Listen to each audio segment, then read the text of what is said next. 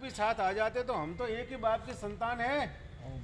हमको धर्म के आधार पे एक होने में कहाँ आपत्ति है।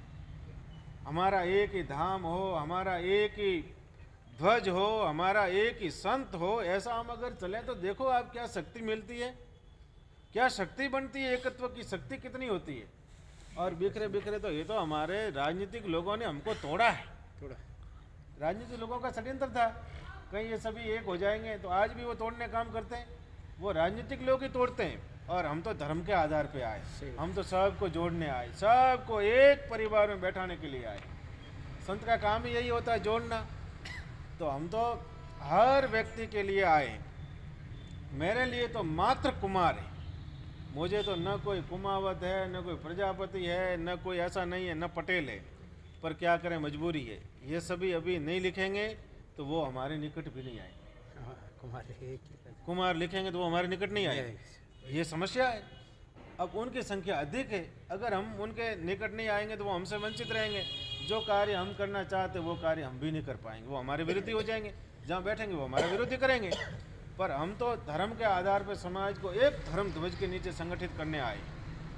अब आप देखो, हम तो गौशाला में थे, गौशाला में सेवा करते करते मुझे क्यों एक समाज का संत बनना पड़ा।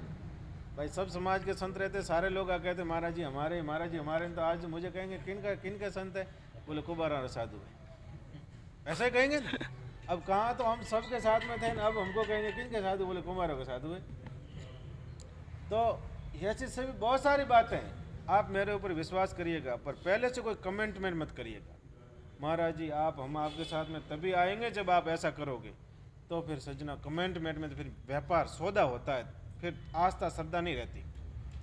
आस्था श्रद्धा तो वहाँ होगी, बोलो निश्चित रूप से आपको की जय हो कि आप मेरे साथ कंधा से कंधा मिलाकर खड़ा रहिएगा। और एक दिन, वैसे भविष्य का घोषणा नहीं करनी चाहिए, पर एक दिन गर्व से आपके समाज की आने वाली पीढ़ी न कहे कि हमारे पुरखे हमको कुछ दे के आए थे, तो साधु का चोला ऐसे ही पहना के। आप इतना कम समय में हम देखते हैं हमारे समाज में इतने कम समय में कितना अच्छा कार्य हुआ है। और रथ यात्रा का उद्देश्य यही है कि समाज में आमूलचूल परिवर्तन आवे, गांवों में परिवर्तन आवे। हम तो युवा तरुणाई को एक अलग दिशा में ले जाना चाहते हैं। केवल धाम बना के पत्थर खड़े करके ऐसा काम नहीं है, केवल धाम बना दिया पत्थर खड़े कर दिया, ऐसा काम भी नहीं है। धाम बनाना, पर इतना भव्यतम बनाना कि कोई दूसरा व्यक्ति भी कहे कि अरे धाम प्रजापति समाज का देखो क्या धाम है, ऐसा गर्व से कहे वो भी। और दूसरे लोग भी हमसे सीखे कि कार्य करना हो तो प्रजापति समाज की तरह करो, ऐसा सीखे लोग।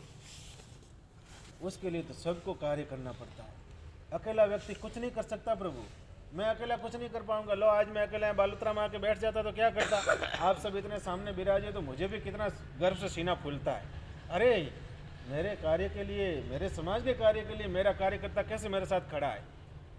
और मैं तो युवाओं के लिए बहुत अच्छा कार्य करना चाहता हूँ, इसलिए तो आया ही हूँ।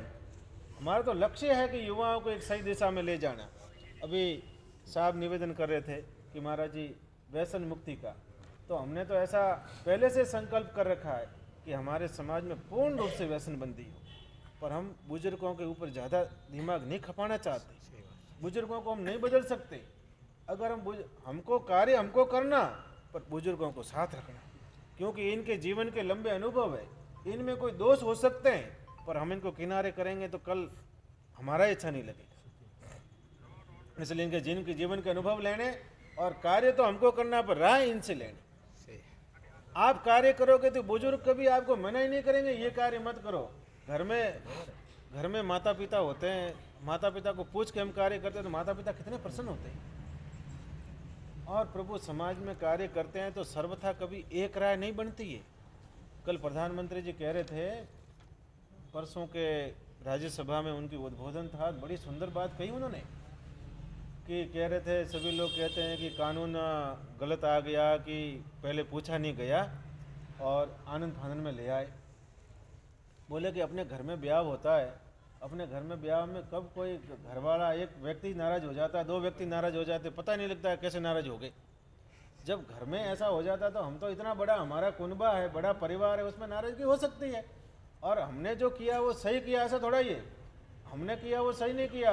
आप भी अपने किसी पार्टी की उन्होंने आलोचना नहीं की, उन्होंने कहा कि आप भी सभी अपने देश की उन्नति के लिए कार्य कर रहे थे, अब हम आए तो हम भी देश की उन्नति के लिए कार्य कर रहे हैं।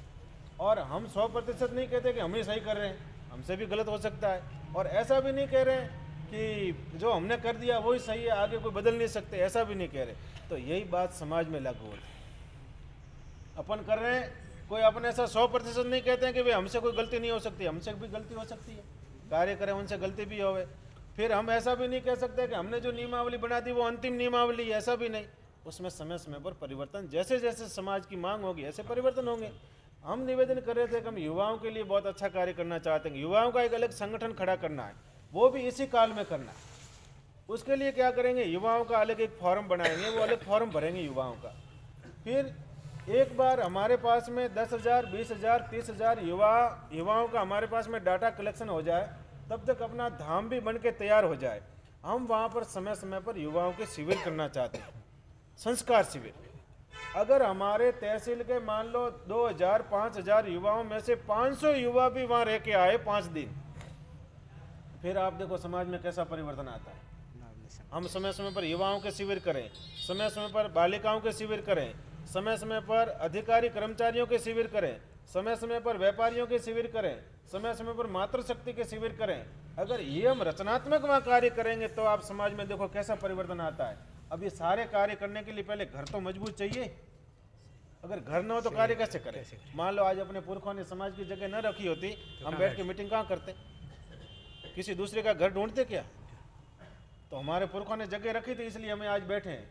तो इसलिए धाम की परिकल्पना करिए कि इस प्रकार से धाम हो, भगवान का भव्यतम मंदिर हो, आराध्य। हम तो सीधा ही बहुत सारे, अब आलोचना नहीं करनी चाहिए, बहुत हम तो समाज को सीधा थड़ से जोड़ना चाहते हैं। हमारे सबके हम सबको पालने वाले, उत्पन्न करने वाले और हमारा संहार करने वाले कौन है, भगवान नारायण है। अब खेताराम जी महाराज हुए तो संत, पर उनको बना दिया भगवान। संत कैसे भगवान हो सकता है प्रभु। राजा राम जी महाराज हुए तो संत पर बना दिया भगवान। जम्बेश्वर जी महाराज हुए तो संत पर बना दिया भगवान।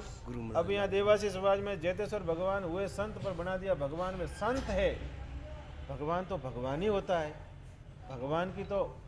इसलिए हम तो समाज को सीधा वैष्णव बनाना चाहते हैं। सबके गले में कंठी हो, सब हरिनाम संकीर्तन करें, सबके घर में आध्यात्मिक माहौल हो और सब घर में गीता रामायण का अध्ययन करें, सबके घर में तुलसी जी विराजमान हो, जो खेती करता है उनके घर में एक गौ माता हो जो गाय का घी दूध खाए, उनकी तीक्ष्ण बुद्धि बनेगी और निर्मल मन बनेगा, हृदय अनुरागी बनेगा। ऐसा भाव हम तो लेके समाज में आए।